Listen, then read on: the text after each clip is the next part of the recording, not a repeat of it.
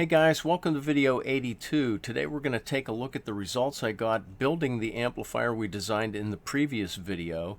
If you recall, we were using a differential pair to serve as a phase splitter to drive a push-pull output stage. We were using a 12AU7 and our design goals were 2 milliamps per side and 125 volts VPKQ, and if both of the triodes are matched perfectly, we should get identical currents and voltages on each side of the differential pair.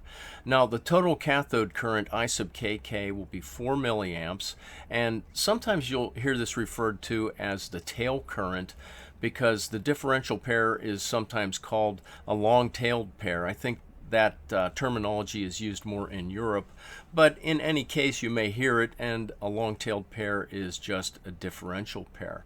Now what we're going to do next is go on over to the next page and take a look at the results of our design phase.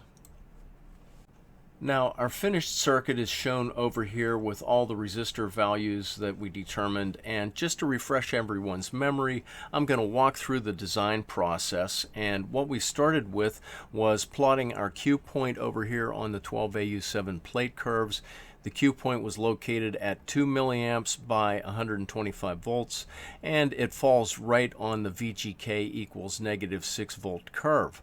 So we're going to use this voltage to determine the required value for RK1. That's the resistor that we're using to bias up our tubes from grid to cathode. And RK1 is equal to negative VGK, so that's -6, or +6 volts divided by I sub kk, the total cathode or tail current of 4 milliamps. So 6 volts over 4 milliamps is 1.5 k ohms. That's a standard value which worked out perfectly here for RK1. Now the next thing I did was determine RP, the plate resistor values, and we were assuming that we were dropping a fourth of the power supply across R sub P. That's 62.5 volts. And 62.5 divided by 2 milliamps IPQ is 31.3 k ohms. And we're just going to round it off to the closest standard value, 33k, and that's what I've got listed up here. And with 2 milliamps per side, that's actually going to give us a drop of 66 volts rather than 62.5, but it's close enough. All right, now determining R sub K2.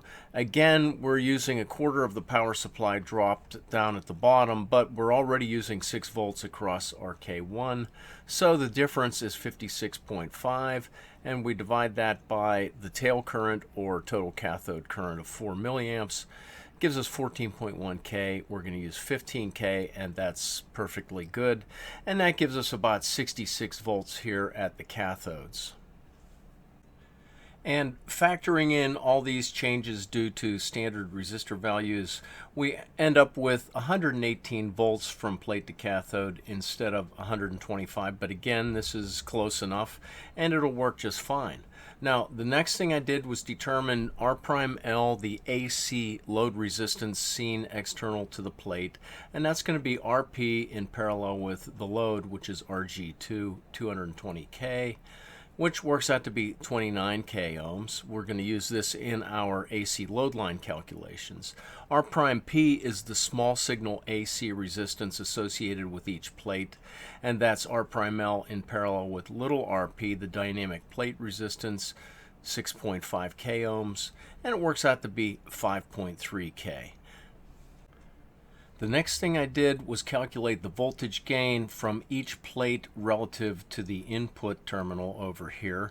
And if you watched the previous video, you saw the derivation where we showed that AV1, the voltage gain associated with the left-hand triode, is equal to -GM over 2 times R'(P). We get division by 2 because of the loading effect down here of the unbypassed cathode. And again, look at the previous video if you want to see where this comes from. But it works out to be about 8.2, -8.2. And AV2, the voltage gain associated with the non-inverting output, is the same magnitude, just the opposite sign, so it works out to be +8.2. Now, the fact that we get voltage gain from this stage is one of the big advantages of the differential pair over the cathodyne as a phase splitter.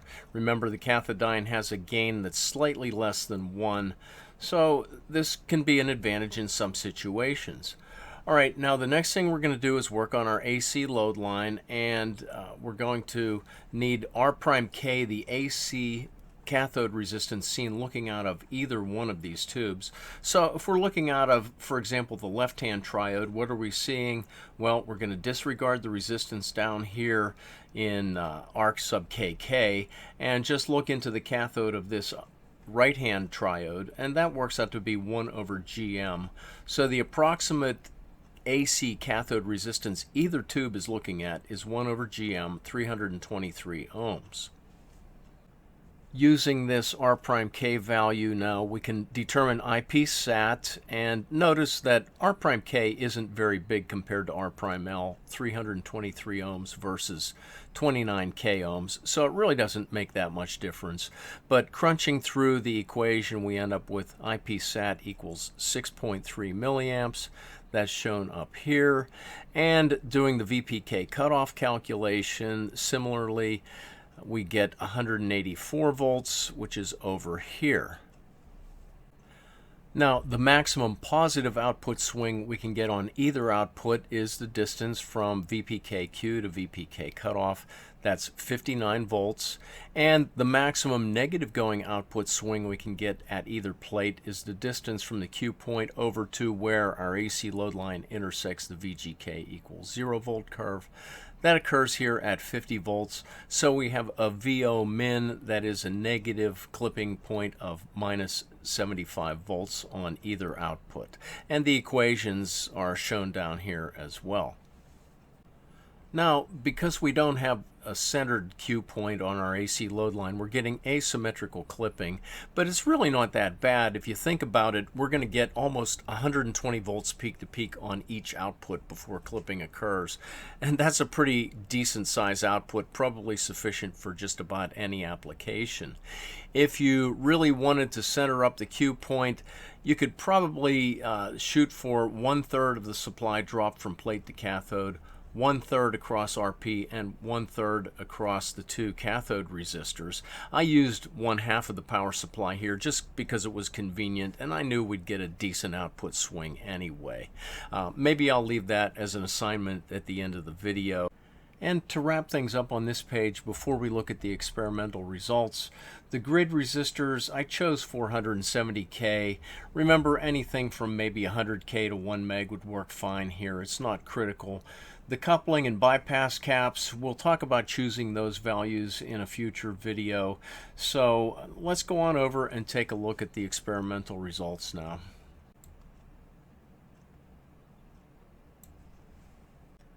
Okay, here's our circuit, and as usual, I put the theoretical values in blue boxes, the measured values are in red, and I built the circuit using a couple of different randomly selected 12AU7s. The values here are for a Chinese 12AU7 I had laying around, and as you can see, all of the DC currents and voltages came out just about as good as you can get. Our plate current is right on the money. Our tail current the same. The two sides were really closely balanced and matched. And the thing that's the furthest off is our voltage gain, and I'm not too surprised by that. Remember, when I derived the gain equation for the differential pair, we assumed we were using an ideal current source here to bias up the cathodes.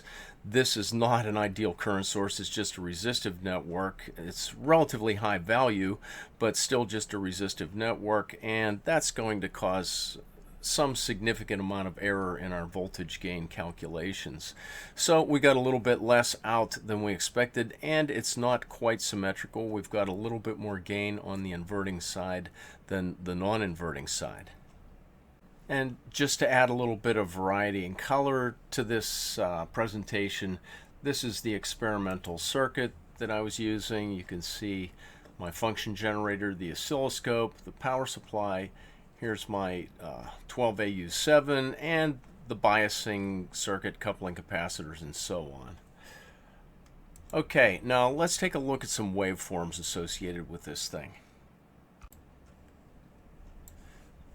All right, here are the inverting and non-inverting output waveforms with a relatively small input of 1 volt peak to peak.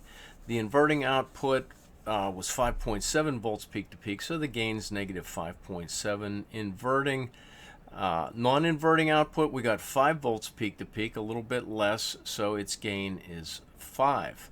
All right, now let's go on over and see what happens if we increase our input signal to 20 volts peak to peak. This is the maximum I could get from my function generator, and we can see we're getting a little bit of distortion, but definitely no clipping. The inverting output was 106 volts peak to peak, so that gives us a gain of negative 5.3.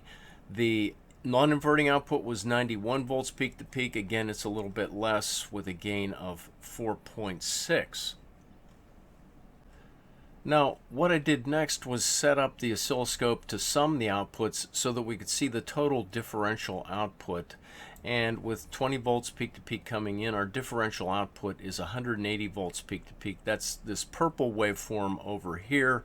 And, you know, that's a pretty large output. As I said earlier, it's probably sufficient to drive any push-pull stage definitely into clipping. And finally, I'm going to leave you guys with a little bit of a homework problem here. We're going to be using a 12AX7 this time, same power supply, 250 volts, but we're going to shoot for an IPQ of 0.5 milliamps per side, total current in the cathode 1 milliamp. And we're going to divide the power supply roughly into thirds, with 85 volts dropped from plate to cathode, 85 volts dropped across the plate resistor approximately, and of course we're going to have roughly 85 volts dropped down across RK1 and RK2. These aren't exact, but close enough. And just in case you wanted a nice copy of the 12AX7 plate curves to work with, here you go. And that's it for today's video. I will see you guys next time around.